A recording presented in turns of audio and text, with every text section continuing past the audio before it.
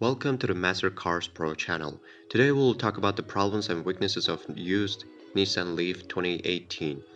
If you're one of a growing number of used car buyers looking for a second-hand electric car, it makes sense that you'd contemplate a top seller such as the Nissan Leaf. The original Leaf was introduced in 2011, but while it steadily improved over the years, it wasn't until the second generation car arrived that the model became a challenger to a traditional family car. And now that prices have softened, it makes for a good alternative to a used family car too. There are two power and battery pack combinations you can find in the Leaf: 40k WH battery with a 148 bhp electric motor, and a E plus version with a bigger 62k WH pack with a 214 bhp motor. Like a number of electric cars, the Leaf has instant acceleration away from a standstill. The least powerful version has a 0 to 60 miles per hour time of around 8 seconds, much nippier than its main rivals, the Renault Zoe and the Volkswagen e-Golf. You actually need to be a bit gentle with your right foot when accelerating at junctions in the 214 bhp model, or you'll spin the front wheels. You also get a choice of trims, but unless you're a fan of hair shirts, the entry-level Vija is best avoided. In fact, that model was dropped shortly after launch because most went for the next model up, the Ascent, which has 16-in alloy wheels, lane departure and blind spot warnings, adaptive cruise control, and a 7-in infotainment system with Android Auto and Apple CarPlay, and a rear view camera. The mid-range and connector includes 17-in alloys, and 360-degree camera system, heated seats and steering wheel, and front and rear parking sensors, while the Tecna model gains Nissan's Pro Pilot suite of semi-autonomous driving aids and a 7-speaker Bose sound system. About these are the E Plus and Tech and E Plus Tecna versions that both use the bigger 62k WH battery pack. The former has full LED headlights, while the latter has the upgraded Bose sound system. Mid-corner and the Leaf remains fluent. There's a little body lean and the steering is well weighted. Grip is good too, while the handling won't inspire keen drivers, it's reassuringly safe and secure. The ride comfort is generally very good too, with only larger bumps catching the Leaf out. In terms of refinement, the Volkswagen e-Golf is better, but the Leaf is still impressive. Obviously, there's no engine noise to disturb the calm. However, a little wind and roar noise does make its presence known, and the suspension can make the odd clunk too. Lift off the accelerator and you'll feel the regenerative braking take effect, especially in e-pedal mode, which slows the car down without your needing to touch the brake pedal. There's also the more gentle regenerative braking of a B mode. This is selected with the gear lever, with both modes harvesting energy that would otherwise be wasted when you apply the brakes, and using it to replenish the battery. You sit high in the driving seat of the Leaf, so visibility generally is good, although the over-the-shoulder view is hampered by the large rear pillars.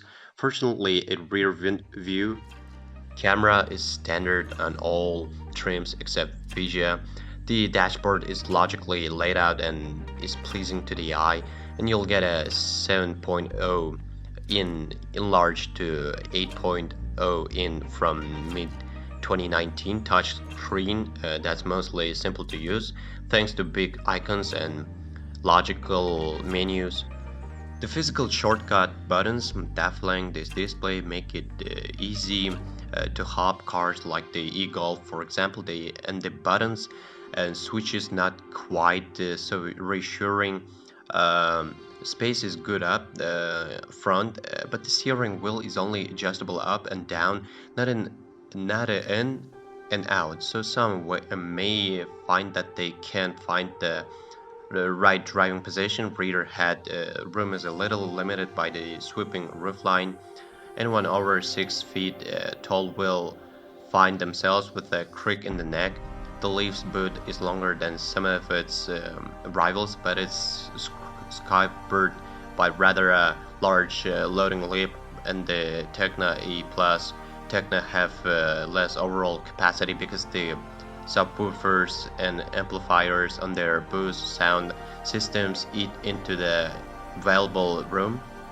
One good thing about electricity is it costs less than petrol or diesel to run a car on. Choose an economy tariff and charge your electric car up overnight, and your bills will be a fraction of what they would be for a conventionally powered car. Nissan claims a range of around 168 miles under the new WLTP test for the 40 kWh version, although in our real range test it ran for 128 miles. The 62 kWh version goes further with a real range of 217 miles, which isn't that far from its predicted range of 239 miles.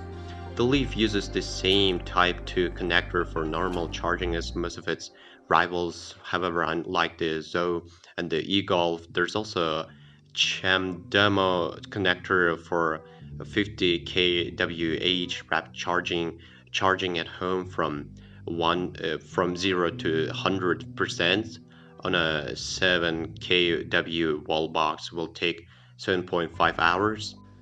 And it can charge from 20 to 80% from a 50 kW CHAdeMO charger in about 60 minutes. A full charge from a domestic 3-pin plug socket will take 21 hours.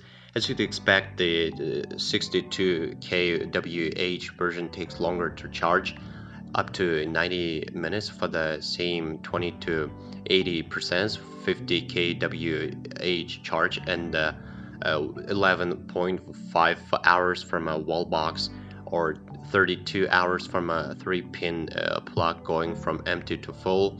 Find out more about the different types of electric car charging plugs here. CO2 emissions. Since this is an electric car, there are no exhaust pipe emissions to have to worry about. Choose a renewable energy tariff for extra green points. Road tax. Annual car will be zero, as will be the London congestion charge after you have paid to register your car on their system, of course. To find out more about the current road tax costs, click here. Servicing. Servicing is required every 19,000 miles and costs £159 for a minor service and £209 for a major one. Despite its unconventional powertrain, and the Leaf is shaped like a normal car with a significant nose and front overhang, this largely so it complies with pedestrian impact legislation in the event of accident. However, not all of its front end is visible from the driver's seat, so check for any minor scuffs on the bodywork and any damage to the wheels, as the Leaf will mostly have been used in urban scenarios in tight city center parking spaces. When test driving a used electric vehicle, make sure you monitor the dash to see how quickly the battery is depleted and ensure that it can be charged fully. So just you have a rough idea of battery condition. Early examples of the second generation Leaf had an issue where drivers were unable to rapid charge their cars as quickly as anticipated, particularly if the vehicle had already been rapidly charged earlier in the day. This was due to programming that limited the rate of charge to the battery if the internal temperature of the pack reached a preset threshold. In order to prolong the life of the batteries inside, this threshold has since been raised, improving the speed of charging. In our most recent survey, Nissan as a brand finished in a disappointing 28th place out of 31 manufacturers. In fairness, the first and now second gen Leaf has turned out to be the one with the most reliable electric vehicle choices and one of Nissan's better models. The present Leaf is currently in third place in the electric car class. Santa offers plenty of equipment for the money and a decent amount of standard safety kit. The higher spec cars are only worthwhile if you desperately want one with the full suite of driver assistance technology such as adaptive cruise control that'll even work in stop-start traffic. There's no engine as such, but you can go for either 40 kWh or a 62 kWh version. We'd stick with the regular 40 kWh car as it'll be cheaper. There are a lot of more of them to choose from and it handles better because it's lighter. Well, if you are the owner of this car, then please describe the problems that you had to face during the operation of the car. Perhaps it is your feedback that'll help viewers when choosing a car. That's it for today. Thanks everyone for attention. It isn't much work for you to subscribe to the channel. See you soon.